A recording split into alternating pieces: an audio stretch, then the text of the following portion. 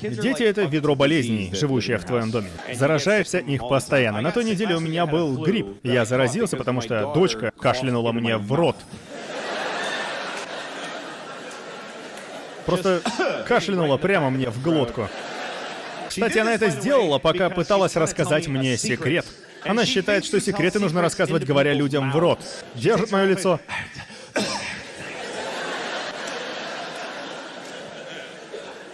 Что является нездоровым поведением умственно отсталого, как по мне. И, кстати, ей 5 лет. Что же там за секрет у нее такой может быть, который мне реально необходимо знать? Вот она мне расскажет секрет, и я такой: охуеть, серьезно? Боже мой. Солнышко, я никому не скажу, это ж ебический пиздец, серьезно? Она сделала аборт перед Рождеством, боже мой.